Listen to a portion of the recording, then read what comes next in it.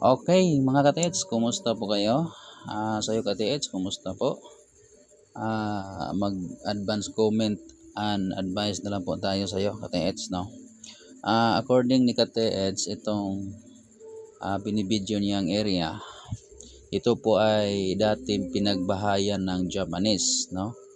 So, mayroon siya nakikita ditong mga katulad nito, semento na hugis pansyon, at mayroong maliit sa kabilang side, no? Kumbaga parang hagdan siya. Okay, so ka-TH, dito mo gamitin yung gold locator mo, dahil nga kapag mag metal detector ka rin dito, may mga bakal yan, so talagang tutunog ang metal detector at di mo pa kabisado ang paggamit ng metal detector, so baka bakbakin mo yan na hindi gold ang na-detect ng metal detector kundi mga bakal.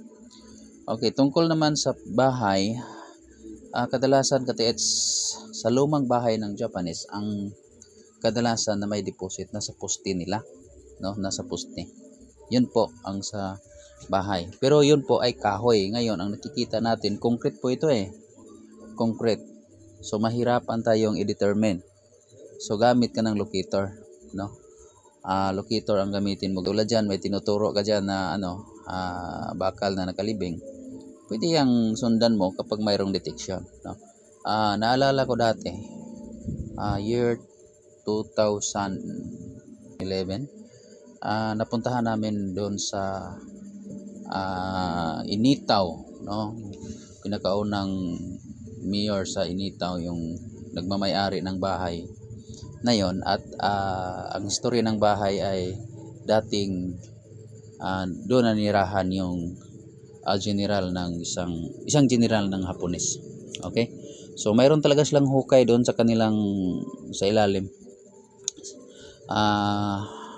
Malalim yung mga hukay nila at tinakpan na lang dahil walang nakita. At according nila, ang ginamit nila doon ay yung mga electronics, yung metal detector na mayroong malaki na 2 tao yung nagbubuhat, at mayroon pang may monitor, pero wala silang nakita. Kaya pinatakpan yung hukay nila at nag-hire uli ng ibang treasure hunter, no?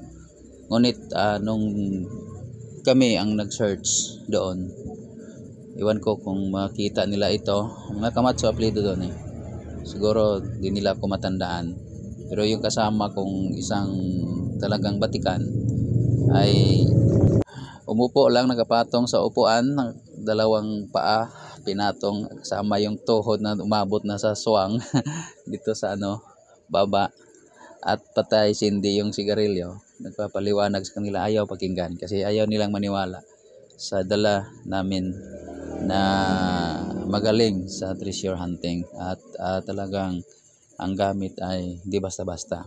So wala doon sa bahay mismo kundi distance ang deposit, no? So mahaba na yung istorya.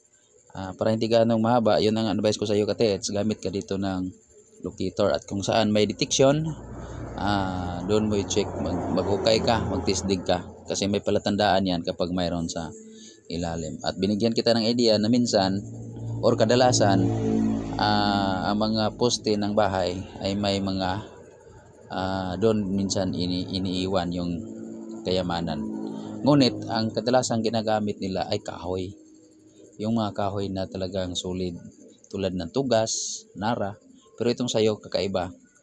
Iwan natin, di natin alam kung talagang Hapon talaga ang nagtayo dyan, no? Baka doon lang din tumira.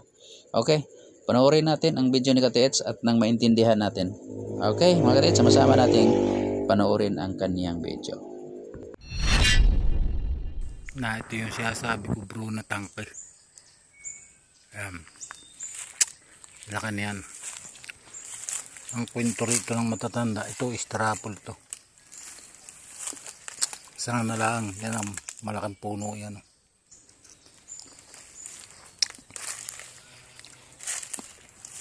Tapos dito may parang box.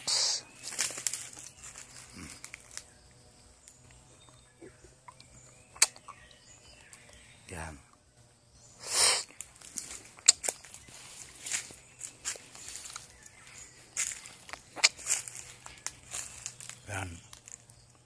Simento yan, no? Ayan, tangkal. May mga baliti na kumapit. Ito raw pinagbahayan nung pagkatapos ng gira ang kwento. Nagbahay dito yung sundalong Hapon. Ang mga haligi. Nagbahay dito. Ayan pa ang haligi.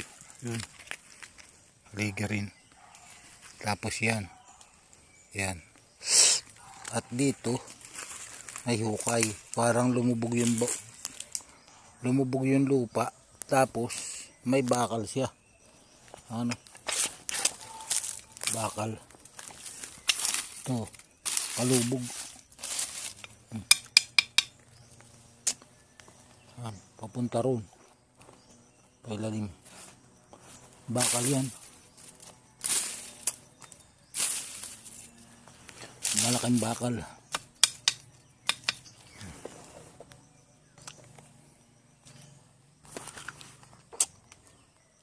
Papasa ko sa iyo. Dito nagditik ako. May naditik ako diyan sa box na yan. Yan. May naditik ako diyan.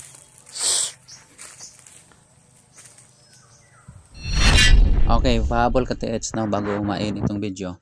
So may naditik ka dito sa may pansyon. Pwede mo yang basagin, no? And then kapag nabasag at walang laman at may detection pa rin kasi may katabihan na hagdan yan no? Oro plata, parang ganon, dalawang baitang. So pwedeng pailalim yung hukayin pailalim, no? Tapos bago yan basagin, kumpas ka muna, kunin mo yung direction sa north at yun ang sunod na i-checking natin. Tapos doon sa may star apple, check mo rin kung may detection, pwede kang mag-testing doon. At yung lupa na lumubog na mayroong bakal na sinasabi mo, pwede din. Kung may detection, pwede din hukayin yon. Okay, so kumpasan mo yan, kunin mo yung direction sa north. May nakikita kasi ako ka TH na posibleng ito po ay isang puzzle, no? Puzzle at pwedeng north direction or northwest, no? Ang marker kasi ay structural. So try na lang natin i-search yung una nating sinasabi doon sa may star apple, diyan sa lumubog, or yung may pansyon, basagin yon, no? Now, kung gusto pa natin maghanap ng isa pang direksyon, pwede nating sundan ang northwest. Okay, so yun lang. Hanggang dito na lang po. Maraming salamat. Bye-bye and God bless. Parang araw ito. Parang araw. Nakaturo doon sa bakal na yun.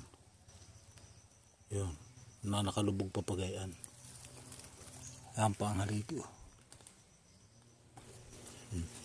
Pero sa lahat ng haligi ay ito lang may ganito.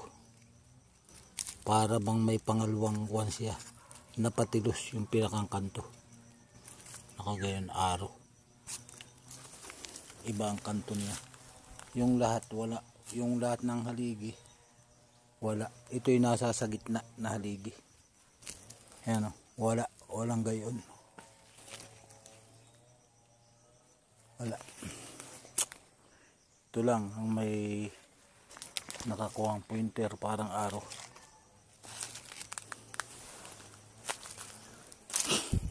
Wala siya.